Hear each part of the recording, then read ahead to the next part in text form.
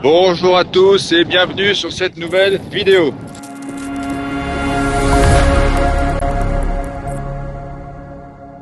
Alors aujourd'hui, vidéo un peu spéciale, on est dans la montagne. Comme vous pouvez voir, il y a encore de la neige qui reste.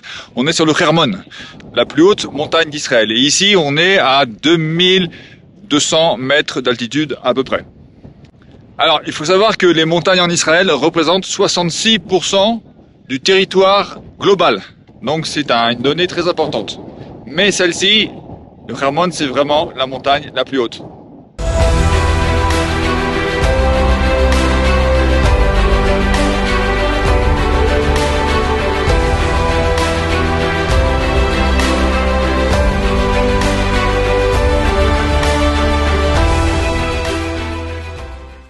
Alors voilà, nous sommes arrivés sur le Golan depuis quelques heures, dans la petite ville druze de Maasadeh, qui se situe au pied du massif du Hermon. Et le Hermon est là-bas, dans l'obscurité, devant nous, juste devant nous, et nous domine de ses 2814 mètres.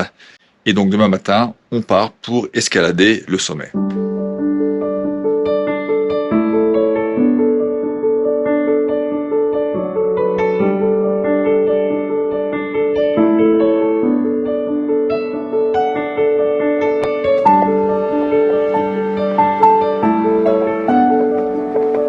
Cette fois-ci, on est parti. On est parti donc sur ce chemin qui est... Ah, c'est magnifique. C'est vraiment magnifique. Il est 8h30. Alors, c'est un chemin ici qui est vraiment particulier parce que c'est un chemin militaire. C'est-à-dire que c'est une zone militaire. On n'a pas le droit de venir comme ça. Donc, il faut une autorisation spéciale de l'armée que j'ai obtenue, évidemment. Donc voilà, on va faire la montée jusqu'à là-haut. Ah, je vais sortir mes jumelles pour voir ce que c'est, mais je crois que c'est ça, donc on voit le chemin. Ouais. C'est pas très long, mais il y a un petit dénivelé quand même, et on est vraiment sur les pentes du Hermon, dans le parc naturel du Hermon. Donc on va parler de tout ça, on va parler de cette montagne, on va parler de la faune, on va parler de sa signification aussi au niveau spirituel, etc. Il y a énormément de choses à dire aujourd'hui de ce lieu qui est vraiment extraordinaire. J'aime beaucoup revenir ici. Et là, on est vraiment gâtés parce qu'il y a eu beaucoup de pluie. Wow, c'est magnifique, il y a plein de fleurs, c'est vert, c'est magnifique. Alors, un petit mot sur cette montagne du Hermon. Le Hermon, donc c'est un massif qui fait 35 km de longueur et qui a un sommet qui culmine à 2814 mètres. Mais ce sommet-là, il est du côté syrien. Donc en fait, la montagne se partage entre Israël, la Syrie et le Liban. Et le sommet, il est véritablement du côté donc syrien. En Israël, le point culminant, c'est Mitzpeh Shlagim, c'est là où on va aller justement, et qui culmine à presque 2200 mètres. Alors autrefois, c'était une montagne qui était couverte de forêts, et les Turcs, comme pour tout le reste du pays, ont déboisé énormément. Et c'est pour ça qu'aujourd'hui, on a des sommets en fait qui sont complètement dénudés, ou alors il y a des végétations qui repoussent. Et évidemment, au niveau des animaux, il y a énormément aussi d'animaux, sauvages, des hyènes, des renards, des loups. Il y a des belles fleurs, c'est magnifique. Et puis bon, c'est d'un calme absolu. Alors on est parti pour une marche d'une dizaine de kilomètres. Alors c'est pas forcément beaucoup, mais on va prendre le temps, on va essayer de découvrir, on va essayer de profiter vraiment du lieu, qui est encore une fois magnifique. Et c'est vraiment la période. Alors on peut la faire en hiver, c'est sympa parce que c'est dans le froid, il y a la neige, et on peut le faire aussi à cette période-là, juste après des épisodes de pluie importantes, ce qui fait que on bénéficie vraiment d'une nature magnifique.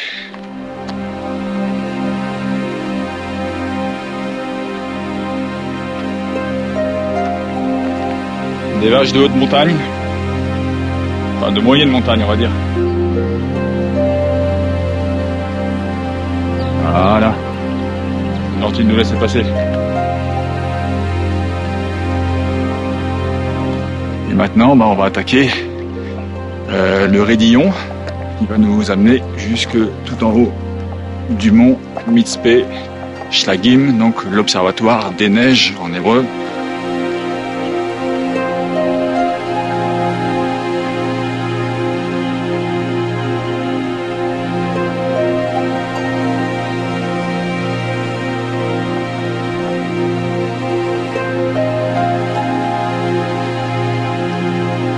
Bon, on commence les choses sérieuses là. On a l'impression, hein? L'impression.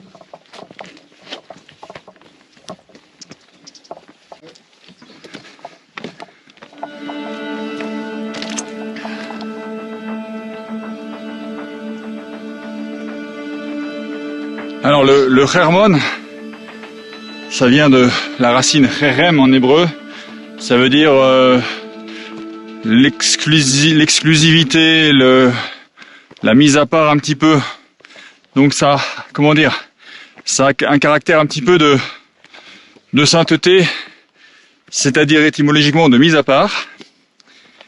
Alors voilà pour le nom. Alors dans la tradition juive, la tradition biblique, c'est une montagne qui est extrêmement importante.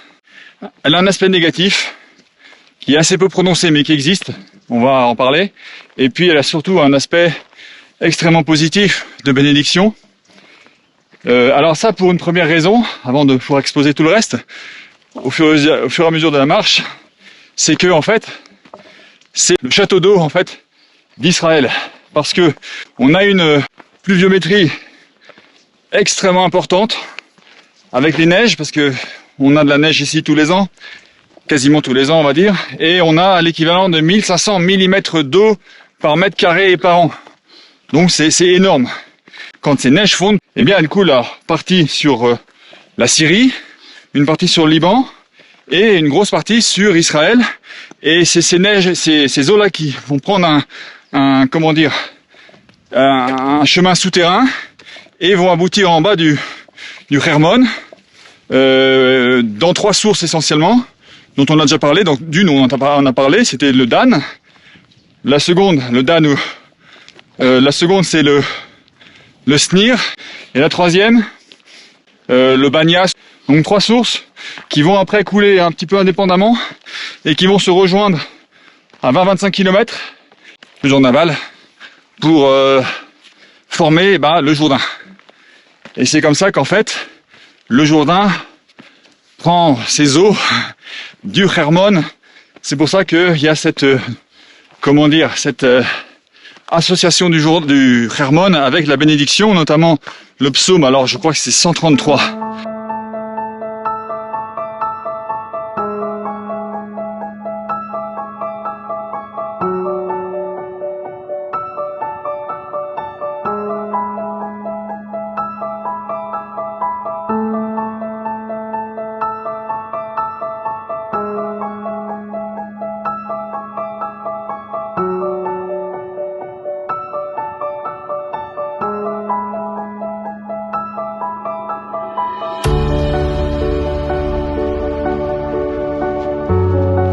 Voilà, on voit derrière moi les nuages qui arrivent, donc c'est possible que d'ici un moment, on soit pris dans le mauvais temps.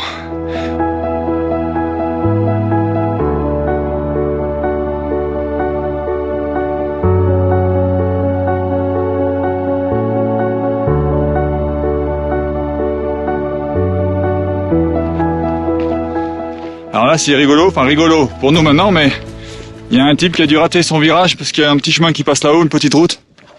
Et on a une carcasse de voiture. Il aura raté son virage. Ouais, c'est une vieille, hein. Je sais pas ce que c'est comme modèle, mais c'est du vieux à mon avis. Hein. L'accident a eu cette nuit.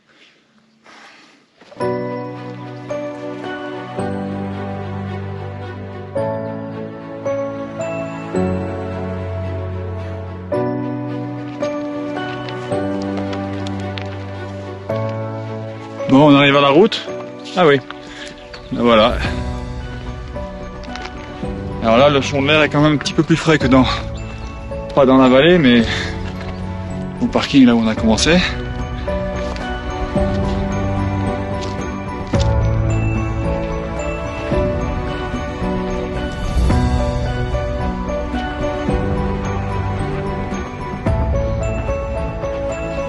Alors on a un marcheur qui vient nous informer qu'il y a de la neige un petit peu au-dessus.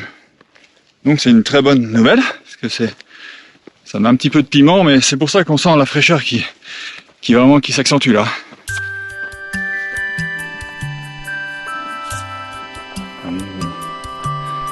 Alors, je parlais du côté négatif cette fois-ci du Hermon, qui est très peu finalement rapporté. On a juste une mention dans un livre apocryphe, ça s'appelle l'Enoch éthiopien. La mention du fait que lorsqu'il y a eu la révolte des anges dans le ciel, si on peut dire, eh bien en fait les fameux Néphilim, donc ces êtres tombés, déchus, eh bien ces anges-là se sont réunis sur la montagne du Hermon. Mais c'est absolument la seule mention négative qu'on a, tout le reste est absolument positif et fait référence à la bénédiction. On a des magnifiques coquelicots.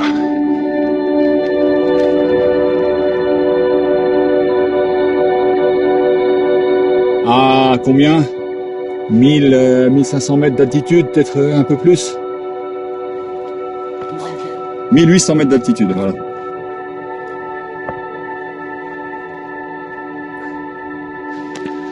Bon, on va être plus exposé maintenant au vent. Ça va refroidir le moteur. Ah ouais, ça va refroidir, ouais. Déjà on sent qu'on rafraîchit.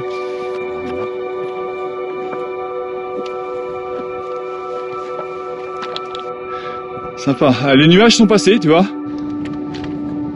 Allez, on arrive aux neiges, enfin on est bon en tout cas, au niveau des neiges. Alors voilà, là c'est la station de ski du Hermon en bas. Donc on voit les pistes, hein. Ici il y a 15 pistes, 5 remontées mécaniques. Il y a un télécabine qui peut amener toute l'année justement les gens jusqu'au sommet.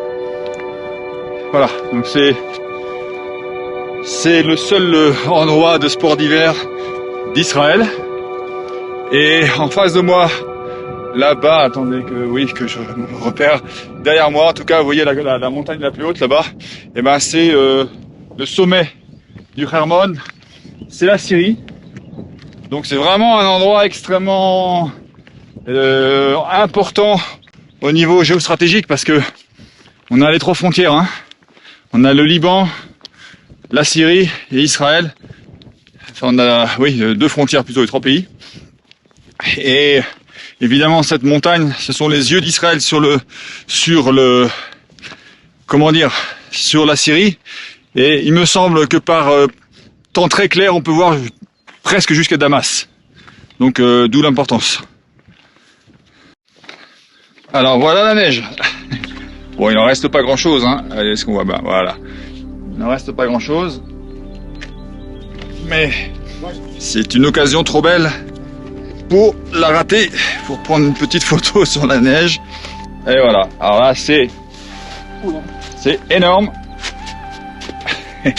On est dans la neige du Hermon.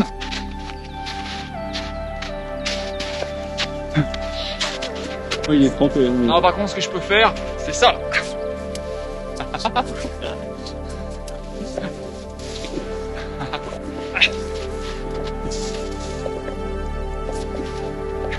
Allez, c'était pour le plaisir, hein, pour la photo. Maintenant, on va repartir et vous voyez là-haut, tout en haut de la montagne, là-bas, je sais pas si on voit bien, j'espère que oui. Mais il y a une fortification israélienne, il y en a plusieurs. Et là, le 6 octobre 73, premières heures de la guerre du Kippour, alors que l'artillerie syrienne avait surpris les défenses israéliennes, un commando de 300 hommes syriens ont été déposés par des hélicoptères là-haut pour prendre ce poste-là, qui est un poste extrêmement important au niveau de l'observation.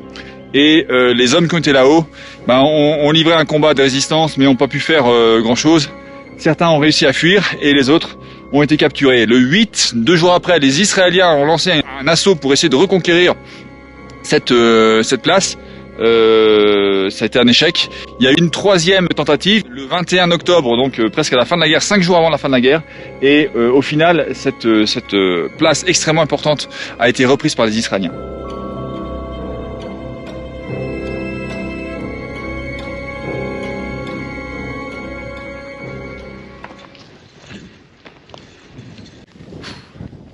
Et donc là, il y a les télécabines qui amènent les gens depuis le parking en bas.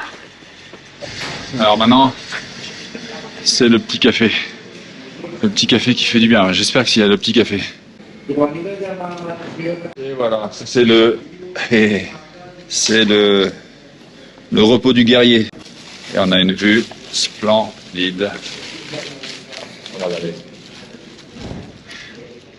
Alors, pendant qu'on est en train de prendre le café, le mauvais temps est arrivé. Alors je sais pas, j'espère qu'on entend bien malgré le vent et le micro.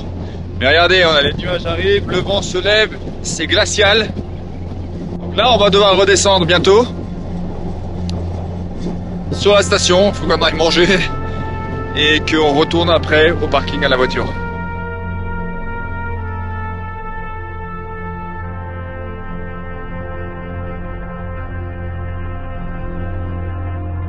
Alors ce que je voudrais faire maintenant, c'est de vous laisser quelques images qu'on a tournées cet hiver, puisqu'on est venu ici plusieurs fois, et il y avait plus de neige. Donc je vous laisse voir ces images du Hermon, du sommet du Hermon, dans la neige, même si on en a déjà encore un petit peu aujourd'hui.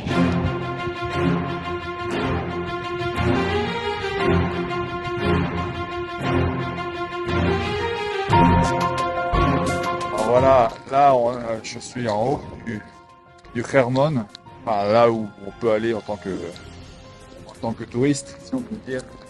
Donc voilà, alors, il y a eu la neige il y a quelques jours, ça a fondu en partie, mais on voit c'est magnifique.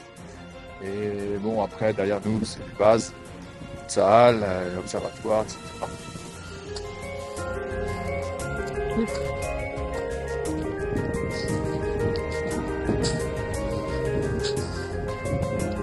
Ici, il y a de la neige.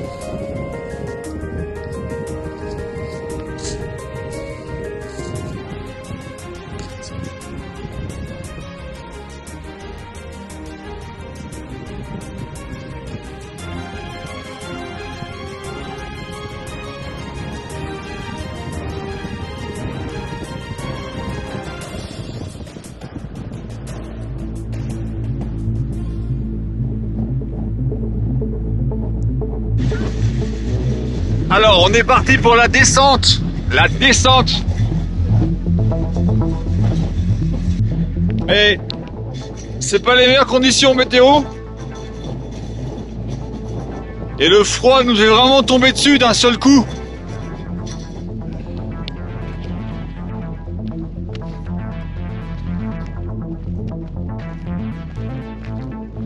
Alors, on a parlé du Hermon dans le Premier Testament. Mais il y a possiblement aussi une mention du Hermon dans le Nouveau Testament de manière indirecte. Et alors tout le monde connaît l'épisode de la Transfiguration qui traditionnellement aujourd'hui est localisé sur le mont Tabor. Mais le texte dit que Jésus monta sur une haute montagne où il fut transfiguré. Sauf que le Tabor n'est pas une haute montagne.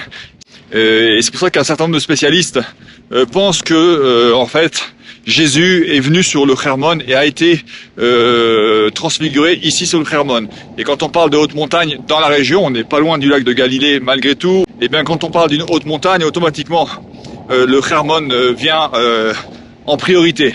C'est quand même l'hypothèse la plus réaliste.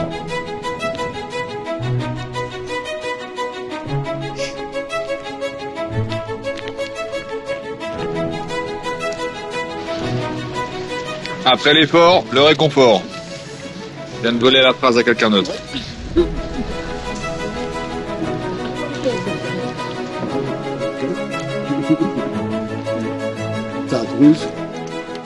Et voilà, on repart. Dernière ligne droite. Alors le but maintenant, le but du jeu, c'est de descendre dans la vallée et de rejoindre le parking justement par la vallée plutôt que par la route. Alors, évidemment, ouais. Ah ouais. Non, ça vous inspire pas? En dégradé peut-être. Si on avait pris plus haut justement, Ouais. et on peut remonter, on peut redescendre. Non? Attends, j'ai bien envie d'essayer. Je t'accompagne? Allez. On arrive, on fait le tour. Il y a ma vitesse. Ah non, c'est bon, je me casse la figure, mais c'est bon. Les autres sont déjà arrivés en bas. Ah, là-bas.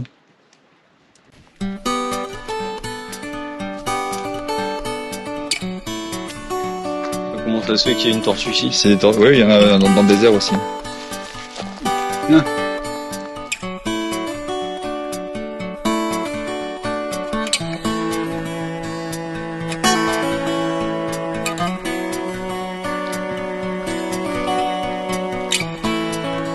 Voilà, on arrive dans le fond de vallée là. Non? En tout cas, ça me paraît plus plat.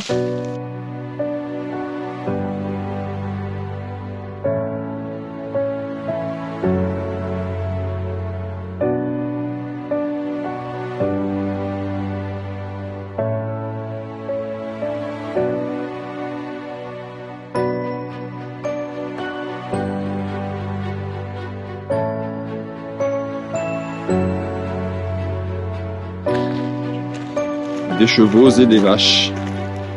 Ah ouais. Le paysage est absolument extraordinaire. C'est magnifique avec les chevaux, il y a un calme.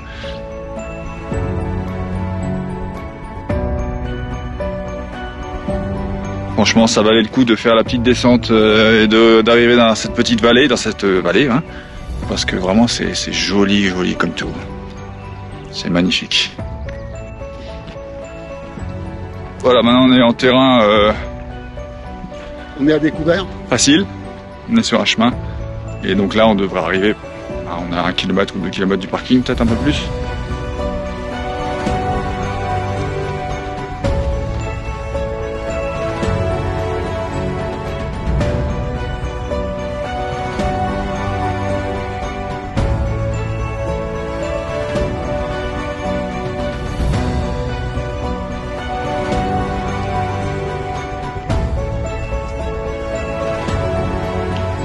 Alors là, on a le Clermont qui est derrière nous, donc vous voyez, on aura fait quand même une boucle qui était vraiment, vraiment intéressante. Et cette vallée, c'est vraiment le final, c'est la cerise sur le gâteau. Et voilà, nous voilà de retour à la voiture, après une boucle, bon, allez, une quinzaine de kilomètres, on va dire.